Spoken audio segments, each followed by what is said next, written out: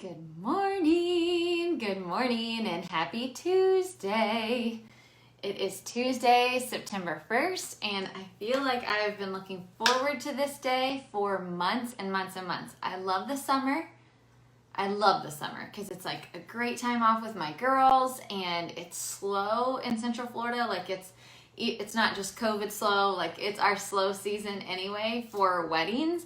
And so I do love the summer, but September 1st just marks the time where it starts to cool off a little bit and you can start to feel fall in the air. And I don't actually like pumpkin anything. I know. I don't like pumpkin anything, but I love the smell of pumpkin. So I like to bake pumpkin bread, and thankfully my family likes it. And I don't know, I just love every single thing about fall. So we don't have changing leaves or anything like that here in Florida, but you can start to feel fall in the air. Anyway. Okay, so real quick before we get into today's topic while people are joining, I have to share this funny thing with you guys because it's completely blowing my mind. I was cracking up yesterday. So I'm sitting here working, and all of a sudden I get an email from my daughter's school. Now, you guys know we have 3 girls in 3 different schools, and our oldest just started high school, and we get an email from the high school, and it's literally the entire subject of this whole email is we cannot accept third-party deliveries from Grubhub, Postmates, DoorDash. It was like this big deal. And then they sent out a text and a phone call about it, and then sent another email last night. And I thought to myself, what on earth, like what planet are we living in that a public school has to send out an email saying, parents, please stop sending DoorDash to your kids for lunch. Like, I feel bad if I send my child, what are those things called? A Lunchable. And I'm like, people are Postmating lunch to school? Like, anyway, I was completely blown away by it. And so I was cracking up yesterday. I'm like, this can't be real. And I asked Emma, my oldest, when she got home, and she was like, Mom, tons of people do that. Like, it's not the parents sending the kids lunch. They're actually, like, kids are just ordering Postmates from school. And I'm like, okay. Anyway, I had to share it. I thought it was hysterical. Okay, so today is Tuesday, which means that it is Podcast Tuesday. And you guys know what that means. It's such an exciting day. The She Who Dares podcast is my podcast.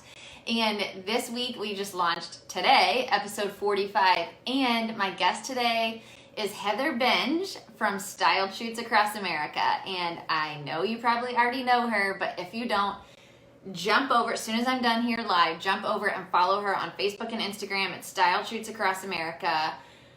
Her brand is phenomenal, and I had to interview her. So she's actually local to Central Florida. We did a remote interview, but she is local here to Central Florida just recently. She moved here about 2 years ago, and I met her at a style shoot last year. I did not know she was coming, and she was new to the area, and she wanted to check out the venue we were at, and so she came, and she was just kind of checking out things behind the scenes. And so I got to meet her, and as I started following her brand, I was like, this is such an interesting concept that, like, all she does is create style shoots. And I thought, that's interesting. And I'm going to be perfectly honest, I don't love style shoots. And in the past, I actually didn't love them because I was like, I feel like it's like playing pretend. Like, I want to have real clients pay me real money to design something, right? Like, I don't want to just do it for fun. But what I was missing at the time was that there's so much more to style shoots. Like, they're so important to your brand. But either way, and I'm going to get into that in a second, why they're important to your brand. But either way, what I was so intrigued by is that this is what Heather did. I mean, she is an event planner in Texas. She isn't anymore, but she has a company there called Heather Benge Events. But this is what she does now. Like, she was able to move to a totally different state. Her business did not change. And she travels the world creating these, like, over-the-top style shoots for people to come photograph. And she's literally been on the cover of magazines spread across the entire world. She's in every major blog ever in our industry. And I found her story so intriguing, so I had to have her on the podcast. And here's what I think was even more fun to learn about Heather is that she created a lot of style shoots for her wedding planning business. And she had this idea one day in the shower. And I love this because I feel like I tell my husband all the time, I need a notepad that will work in the shower, or I need something that I can just like yell out my idea, whatever, the shower, because you have the best ideas in the shower. So she had this idea to create one big style shoot. So instead of having like one photographer, one planner, one florist, one cake, she decided that she was going to create these over-the-top, incredible style shoots, and she was going to invite tons of photographers to come shoot it. And then they could shoot it their way, and now so many more people got to take part in this style shoot. And I thought, that's brilliant. But here's what happened. It didn't exist back then, and that's the thing that I find so intriguing. She found a pain point in the industry, right? And she created a solution to it. She creates now ways for photographers, especially new photographers. So she creates these style shoots that new photographers can buy a ticket to.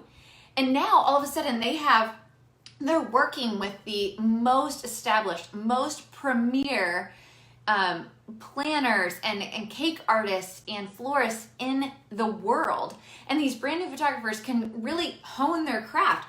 They can go and they can shoot these style shoots, and they can now use those in their portfolio. They can have them published under their name. And the idea, the concept is like mind-blowing to me. I love it. I think it is so cool. So if you don't already, Alexa might help you. Alexa does help me. I actually have one in my office, which is why I'm trying not to say her name, because she's going to start talking and I know it. Everything gets told to Alexa, but I need one in my bathroom. So anyway, I want to just go through a couple of quick reasons why style shoots are such an important piece of your business, and why for so many years I dismissed it because I was like, I don't want to play pretend. You guys don't make the same mistake I did, okay?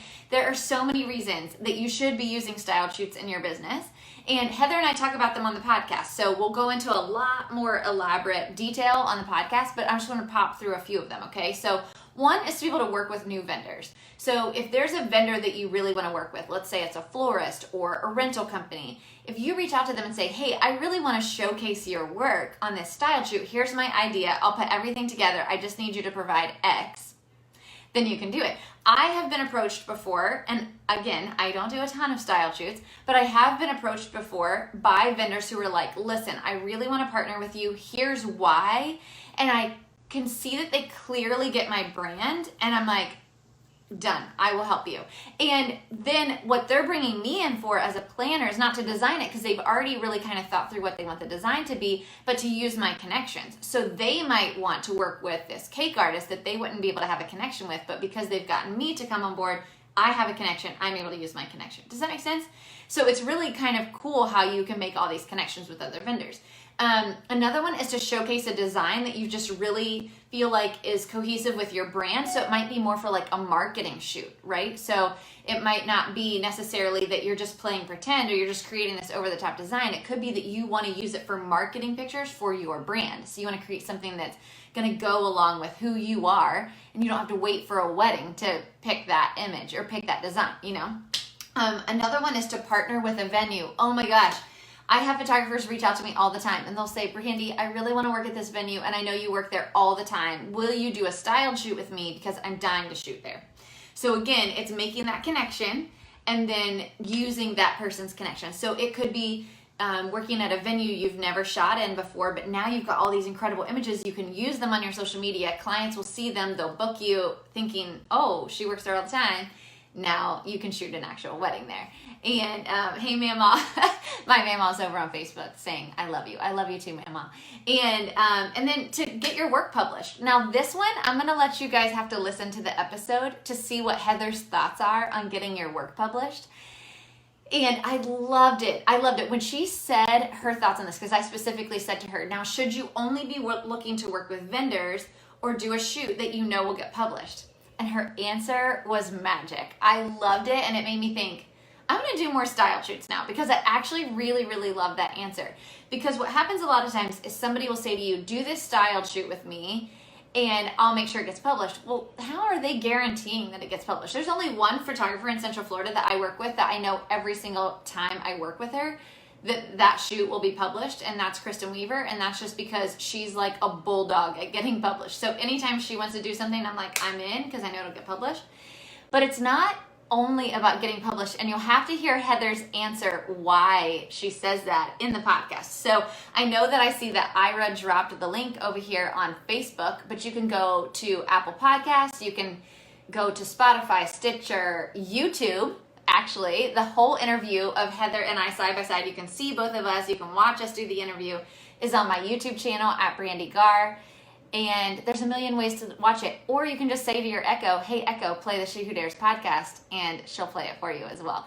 So go listen to the episode, because I really want you guys to hear why it's not important to get your work published when you're doing a style shoot, and a million other things that Heather talks about. She's brilliant. Her brand is incredible. If you don't already follow her, she styled shoots across America, and Heather Benj events. So you guys go follow her and show her some love, and tell her why you loved this episode of the podcast. I would really, really appreciate that. And that's all I got for you guys today. So it's a busy Tuesday for me. I get to be a guest on a podcast today, which is really exciting. I'm super excited about that. And that's all I got. So I hope you guys have an awesome Tuesday, and I hope that you go listen to the podcast right after this. All right, talk to you guys later.